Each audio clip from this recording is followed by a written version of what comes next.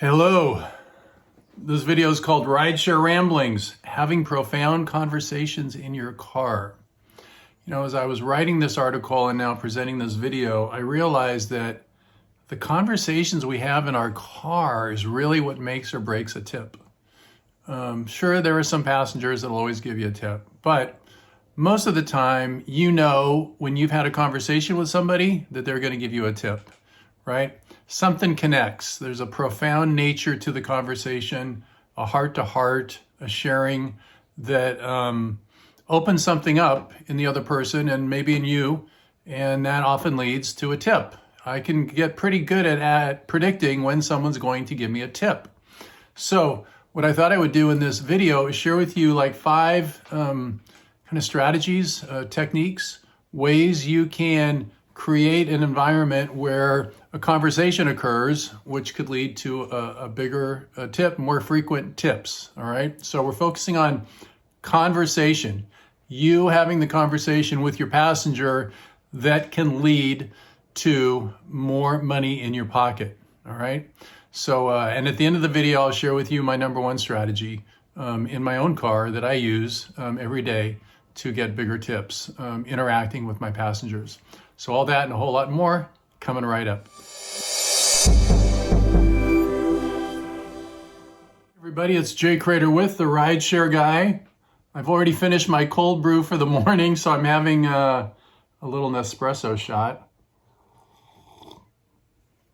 I've still got a few more videos to write. It's to make. It's 9:20 on a Wednesday morning.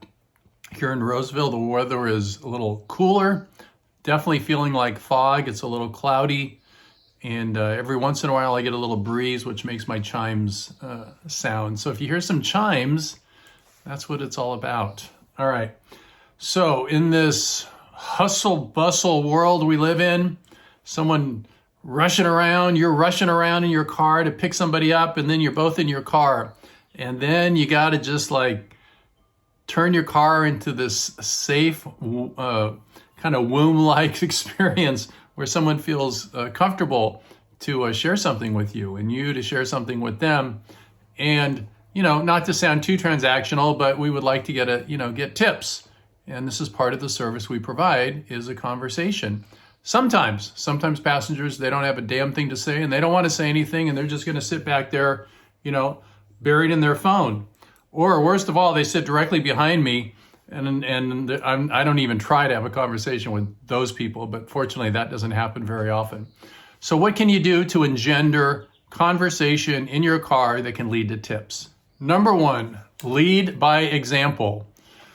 So you have to get comfortable sharing something about yourself because, and I see this in all my activities in life, if I want something done, I need to lead by example. I need to show that I'm willing to say something that other people won't be necessarily willing to say. So I see this a lot in the men's work that I do where we're sitting in a circle and you want everybody to share and, you know, open their hearts up. And as a leader in the circle, it's up to me to start it off, right? I can't just sit back and kind of expect people to do something that I'm not doing. So I got to just kind of take a deep breath, you know, swallow and spit the bit, you know, say something very personal and something that exposes me. And then other people respond the same way. And the same is true in your car. Start by sharing something and then just kind of feel out, you know, what the response is. Sometimes the response is nothing and you just need to stop talking. And other times, most of the time, it opens somebody up and they're willing to share a little bit more about themselves. And before you know it, you've had quite a conversation. Number 2, be willing to ask the question. So I think specifically if I was taking a woman and her father to hospice and all I said was, you know, how does it feel to be doing this with your dad? And boy, you know, we had the most profound conversation about life and death and the end of life. And, you know, we just like fell in love with each other just in that conversation. It was only about a 10-minute ride. And then she got out, you know, and I still remember that. I still remember that connection. But had I not asked the question, none of that would have happened. So, how are you feeling? What's going on? A lot of times you combine number one with what I just said about leading by example, followed by a question. Is that how it is with you? Asking the question, allowing them, giving them the opportunity, right, to say something is a key component to getting a conversation started. Number three, you have to understand that being strangers in a car is an environment for intimacy. So there's something about the fact that you and that person, that passenger in your car, will probably never see each other again. You're sitting in this metal box no more than 2 or 3 feet apart. That engenders a vibe, an energy, an opportunity for a close kind of a conversation.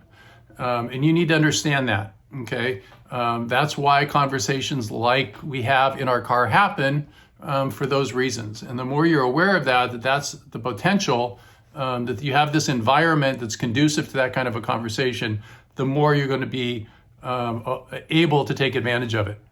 Number 4 is be an active listener. So the fact that we get this opportunity to learn how important it is to listen to other people is massive in my humble opinion. So, and you get to practice it every day, 10, 20 times a day, depending on how many passengers you have. The technique of hearing, not just hearing what somebody says, but kind of, replaying it, getting it, comprehending it in your own head, and they seeing that they're being gotten, that they're being heard, that they're being listened to, and then how that is so much appreciated in the car. So practice active listening, right? Not just yeah, but actually like, wow, I understand what you're saying. That's incredible, Let them know that you are with them every step of the way. Number 5, this isn't so much about what you can do in your car, but all these things that you're learning in your car, you can make a contribution at home with this knowledge, with this experience, with this way of communicating, okay? It's not just happening in your car, but what you're learning can impact in a really positive way your close relationships, your friendships, all the people you interact with out in the world. So I'm just making an invitation to take what you have. It's not just something that happens in your car. What you're learning is so valuable, you can share it with others out into the world and make a contribution, right? So make a contribution at home. That's where it'll be most appreciated. So what are the key takeaways here? I think the biggest lesson, the biggest takeaway is the power of active listening, okay? The power of active listening is so powerful. And in our world where it's divisive, where everyone's just like, battling with words, the ability to listen really shuts people up, right? Because once they realize you're listening to them, they don't have that much to say. And they'll eventually get that they're being gotten, they're being heard, and the whole impulse to just slows down considerably. So I would focus on that first. Become an active listener in your very own car. All right, so that's how I have some really profound conversations in my car, and I think I do pretty well with tips as a result of that. So I want to say thank you for watching the video. If you like the video, hit that, click that button that says like. If you haven't subscribed yet to our YouTube channel, subscribe. We'd love to have you be a part of our team. Go out and have a great day. Go tell somebody you love them. And I will see you next time. Be safe out there. Bye for now.